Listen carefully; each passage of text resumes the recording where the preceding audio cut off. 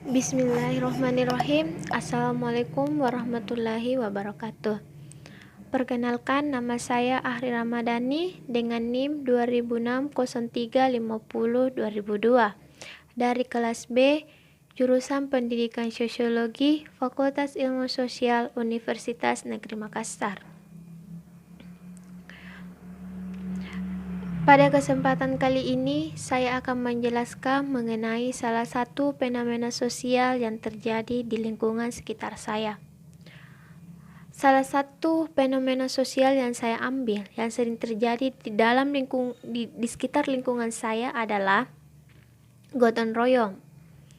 Saya mengaitkan fenomena sosial ini dengan teori habitus, di mana teori habitus dipelopori oleh seorang tokoh sosial yang bernama Viera Felice Bordi.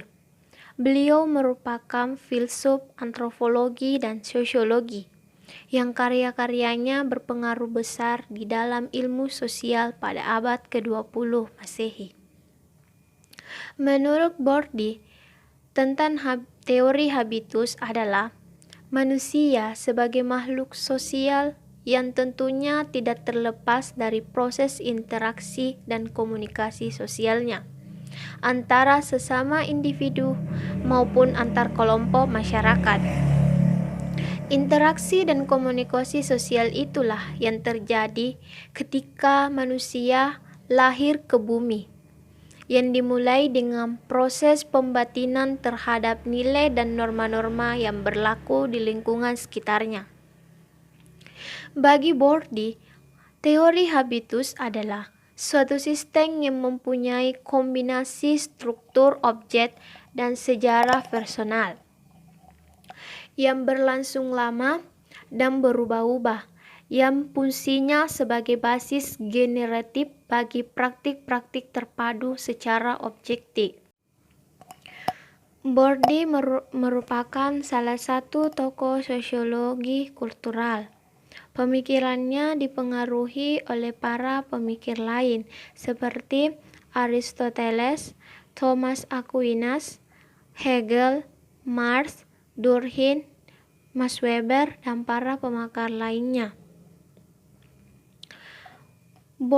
Bordi memberikan konsep teori praktik yang orang kenal dengan rumus habitus dikali modal ditambah rana sama dengan praktik.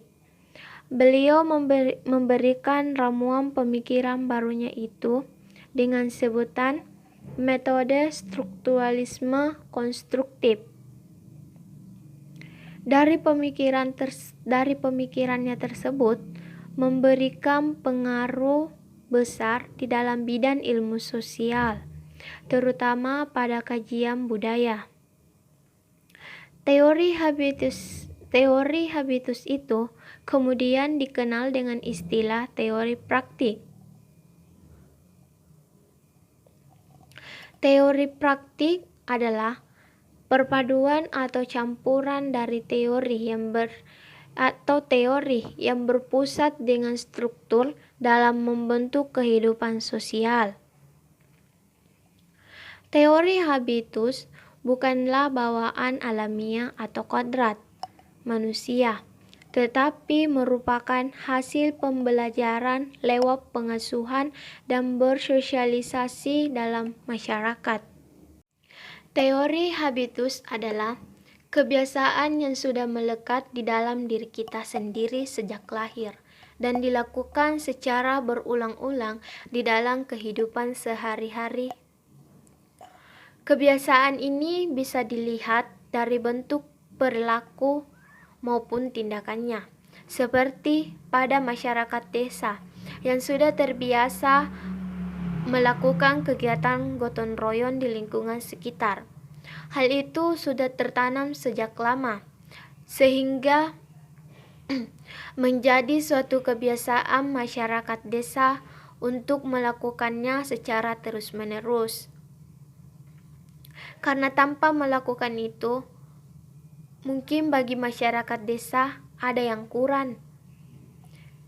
Dan dengan demikian, hal tersebut dapat membentuk kebiasaan itu dengan sendiri tanpa kita sadari. Gotong royong itu merupakan suatu adat istiadat tolong-menolong antar warga atau masyarakat dalam berbagai macam lapangan aktivitas sosial, baik berdasarkan hubungan tetangga, kekerabatan, yang berdasarkan efisien yang sifatnya praktis, dan ada pula aktivitas kerja sama yang lain. Hingga sampai saat ini, gotong royong masih melekat di dalam masyarakat. Dengan adanya kegiatan gotong royong di dalam kehidupan masyarakat perdesaan sebagai suatu kebiasaan mereka, itu sangatlah bermanfaat bagi masyarakat di sekitarnya. Karena dengan adanya kegiatan gotong royong tersebut dapat mempermudah dan meringankan beban masyarakat lain atau orang-orang di sekitarnya, serta dapat mewujudkan masyarakat yang lebih maju pula. Itulah penjelasan saya mengenai fenomena sosial kegiatan gotong royong yang saya kaitkan dengan teori habitus yang dipelopori oleh Bapak Pierre Felix Bourdieu. Lebih dan kurangnya mohon dimaafkan. Wabillahi taufiq wal hidayah. Wassalamualaikum warahmatullahi wabarakatuh.